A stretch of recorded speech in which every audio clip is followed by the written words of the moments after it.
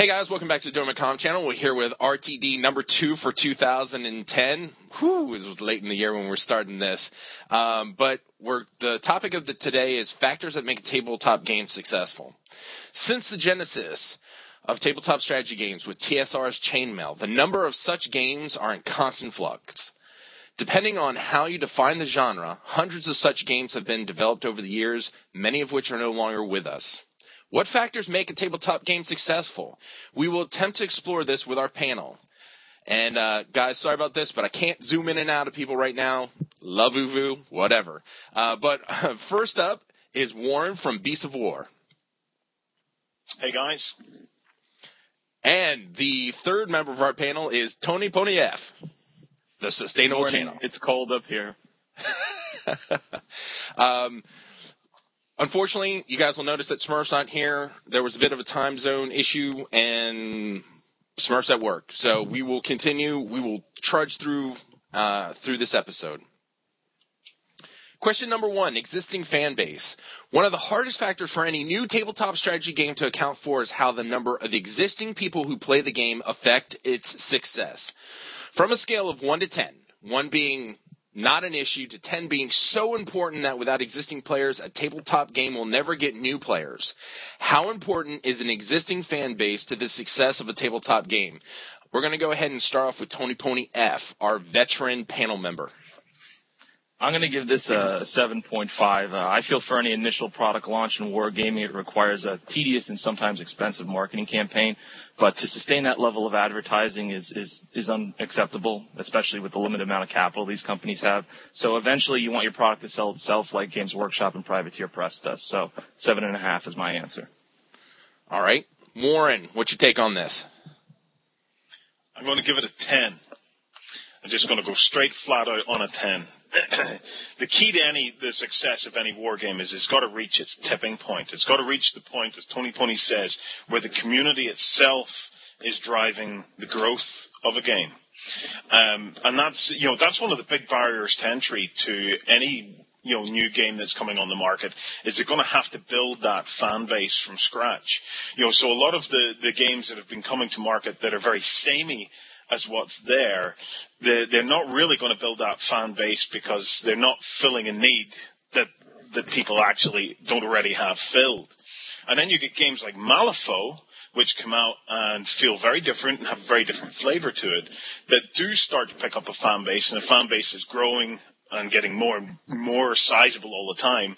And if it can keep pushing to the point where it reaches a tipping point, then there's enough word of mouth that's going to be generated out there. So for me, it's an absolute 10. It's got to be about the gamers, Brian. It's got to be about the gamers. Doom and gloom for you new tabletop strategy games, because you don't have anyone, so Warren's giving you the death sentence right here. I'm not going to give it a 10 like Warren does, but I do think it's actually a little more important than Tony said. I'm going to say the existing fan base needs to at least be a 9, and there's ways around it, right? Like you give the game away and you start small, get your friends to play, you tell them to go leave the state so that they can spread the word, something like that. But yeah, I definitely think it's way up there. Question number 2, complex versus simple rules. And this comes to you in a 2-part question. The first part is, how difficult should the rules be for a game to be successful? And then, no matter how complicated or easy you think the rules should be, on a scale of 1 to 10, 1 being unimportant to 10 being critical to success or failure, how important is the complexity of rules to a game's success? And this time we're going to start off with Warren from Beasts of War. This is a tricky one for me because I believe that the simple rules have to be the way in. And we're talking about a game to be a success. I personally don't believe we've seen a successful war game yet, including 40K. I think, the potential for some war game to go astronomical, or some tabletop game to go astronomical, is still there. I don't even think that 40K has cracked it, even though it's the biggest of what we have at the moment. But simplicity of the rules has to be at the core of it. It has to feel natural to play and not be too much of an abstraction. Because okay, Warren, we're looking for a number between 1 and 10. I haven't heard that yet. Come on. Difficult versus easy, I would go easy every time. So I think if you're asking me, does it have to be easy, I would say 8 or 9. 9. Okay, so we're flipping around. It's going to be, let's say easy is 1 and hard is 10. I think what Warren means is 2 or 3. Okay, yeah, we'll give it a 2. Okay. And now, how important is the easy rule set for, in your example, to the success of a tabletop game? Like, is rules really way up there, or is the rule set not as important to its, or like the complexity of the rule set not as important to its success? Is that directed at me? Yes. Yeah, okay. It's vital. It's vital because, although it's a hobby, with miniatures are probably as important, maybe more important than rules, because it's the miniatures that people see. But, if somebody wants to get into it, sooner or later they're going to touch on what this game actually is. So the simplicity of it just makes it easier for people to get into. So, I think it can get complex later on. I'm a big believer in layers being added to it, but the core mechanics of the game need to be as simple as possible. Warren averse to giving us numbers. Let's say he's going to give it a 10 for 10. Okay. So simple rules, and the simple rules are critical to the game's success. Tony, your turn. Well, for the simplicity of the rules, I actually have to give it a 6. I feel the rules need to be airtight, very much like chess. Like Warren said, they have to be very natural and flowing, but they can't allow for windows of opportunity for, my opinion to sneak in there. Or for on a D6, if you roll a 4+, I get to do whatever I want because we don't understand the rules. Which is an infamous cop-out, that I find in wargaming. And then as far as the degree of complexity, I do have to say that they have to be up there on an 8 or a 9. I believe there should be layers, like Warren said, basic and then more complex for more advanced gamers. But again, war games were not designed to be, a hyper-competitive game, I believe. Nobody went out there and said, we're going to make a war game just to make a ton of money and go public. I mean, most of these games were made around fish and chips, if I can take a British attitude towards, these are people hanging around the table at night, playing with figures, just trying to pass the time and enjoy it. And they're not thinking a 12-hour, 6-game tournament where I'm locked in and, win at all costs. So, again, I'm going to say it needs to be pretty complex, but the rules do need to be simple enough that people can enter. I think the fish and chips comment is completely apropos, since every single war game seems to come out of the UK, with the exception of maybe War Machine. So I think that's Could we find that the secret to wargaming is eating fish and chips? Yes. Hey. One of the questions, guys, we did not include is how critical does a game have to be built in the UK to be successful? But just know that I'm thinking about that right now. So for me, I'm actually siding with Tony. I think the complexity of the rules needs to be about a 6, only because if the game is too easy, you're not going to hit everyone at the same time. If it's too hard, you're not going to hit everyone. So I think it's that whole easy to get the general understanding of, as complex as mid difficulty is, to keep people wanting to continue to learn and master the system. There's also a connection between the difficulty of the rules and the amount of things you can do with models on the table, or at least currently there is. If someone comes up with an ingenious way to handle that, so you can have simple rule set, but my model can do 1,800 different things, and still make it simple, then I will change my answer from 6 down to whatever I think that rule set is. On a scale of 1 to 10, though, for how important the difficulty of the rules is to the success of the game, I'm actually going to give it about a 4, because quite honestly, it's not, it at least historically has not seemed to matter how difficult the game is. If you've looked at games like 40K, where especially early on, the rule set, or like in second edition, the rule set was actually incredibly complicated, and it didn't stop that game from just keep pulling in people. I don't think it's as huge a factor anywhere near as having an existing fan base. So again, I'm giving it about a 4. Hey guys, do you want to continue discussing this at all? Is there any added thing now that everyone has their answers out that people want to talk about? do you not think that the two are linked? We're talking about an existing fan base. If we started a war game company tomorrow, Brian, the three of us, okay, we'd have zero fan base really to speak of. Absolutely if you want to start not. Generating. Absolutely not, Warren. We've got 3 major channels here. We'd be like, play this game. But think about it. If it's too complex for people to begin to get into, you're going to struggle in building that fan base. Now, we have to remember, when we talk about 40K, we're talking about a game that's nearly 25 years old. That's 25 years of progressive change in that game. The first rule sets started out quite simple.